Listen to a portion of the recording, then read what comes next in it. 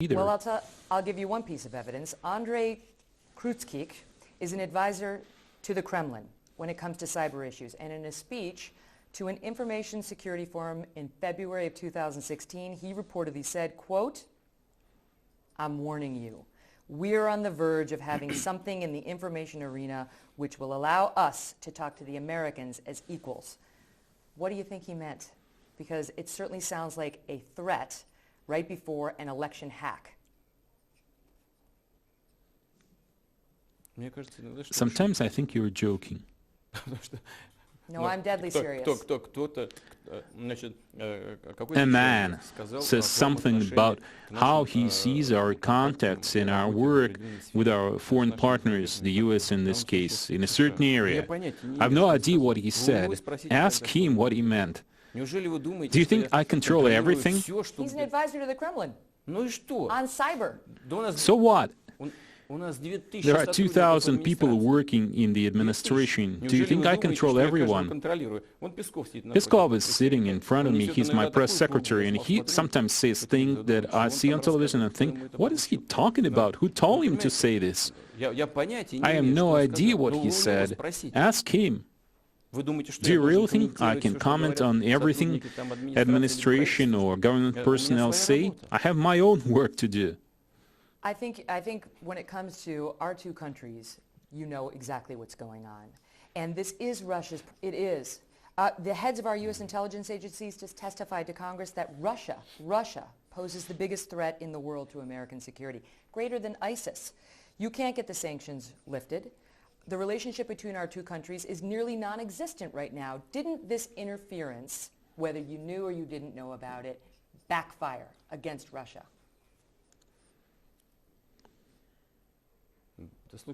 Listen, you're exaggerating.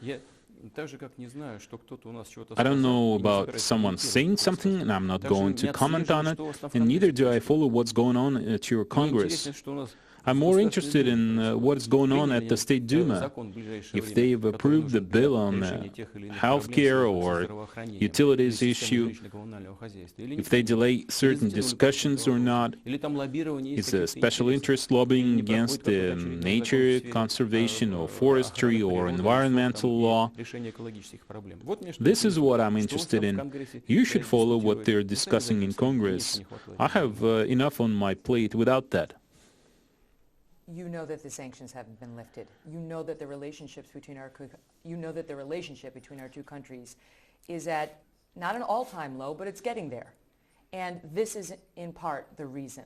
And so Russian interference in the American election is important. Listen, sanctions have nothing to do with the myth of some Russian interference in the US election. Sanctions are about something else entirely, the desire to halt Russia's progress, to contain Russia. This policy of containing Russia has been pursued for decades, on and off. Now it's back. It is a misguided policy, which does not only affect Russia-US relations, but also US businesses, because it frees up space for their competitors on our market.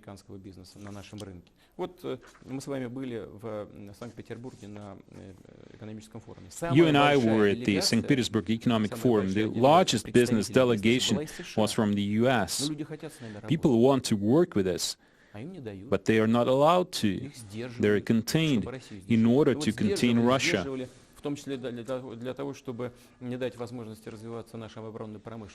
They have been contained so that our defense industry cannot develop, among other things. We discussed this yesterday. Did they manage to achieve anything? No, they did not. They have never managed to contain Russia and never will. It is simply, an attempt with In cyber? Can we contain Russia in cyber warfare? I think it's impossible to contain Russia anywhere. You need to understand this. Listen, you cannot even contain North Korea. What are you talking about? And why would you do that? Why do we have to contain, attack, or cast suspicion on each other? We are offering cooperation. Why? Why would you interfere in our election time and time again? And why wouldn't you, for that matter? Let me put it to you that way. You've spent a day in Moscow and now here in Kaliningrad telling me that America has interfered in Russia's electoral process and that a robust cyber warfare arsenal, and yet you want us to believe that you did not deploy it. Do you understand how implausible that seems, sir?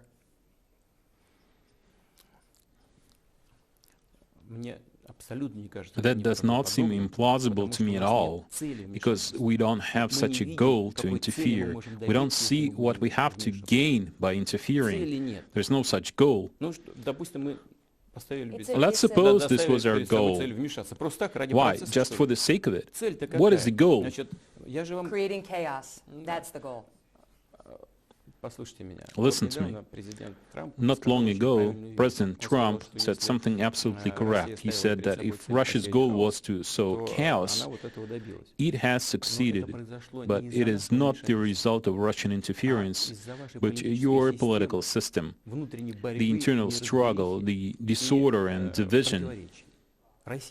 Russia has nothing to do with it whatsoever. Get your own affairs in order first. And the way the question is framed, as I mentioned, that you can interfere anywhere because you bring democracy, but we can't, this is what causes conflicts. You have to show your partners respect, and then they will respect you. You once said, Mr. President, that you believed the interference in our election was done by some patriotic Russians. An answer like that, you understand, will lead people to ask, are you the patriotic Russian?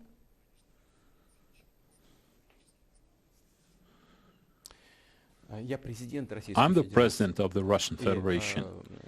It's my constitutional duty to address a host of issues concerning the protection of Russia's interests. When I spoke of patriotic people, I meant that you can imagine that in the face of a deteriorating Russia-US relationship, people use cyberspace, will express their points of view, their opinions, including on this global network. Of course, they are free to do so. How can we really prohibit it? But we can control it, and most importantly, we are not directing it. Please note that this is not the position of the Russian state. The Russian intelligence services cannot find out who's doing this, bring it to your attention. You're unable to stop it?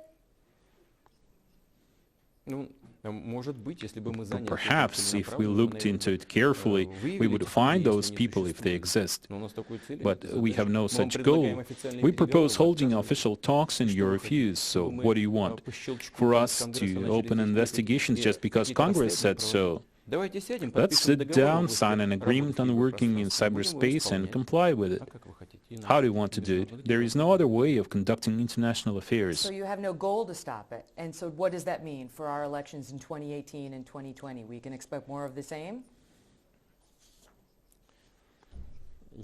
I didn't say that stopping it is not our goal. I said that... No, I didn't. I said that we don't interfere in our people's private lives and can't stop them from expressing their opinion, including on the internet. But I also said that Russia's official position is that we don't interfere in the political processes of other countries as a state. That's the most important part. I want it to be recorded in our conversation today for people in the U.S. to understand this. And forgive me, but I'm trying to get to one level below that, whether you have the goal of stopping your own citizens from behaving in this manner, which has undermined relationships between our two countries.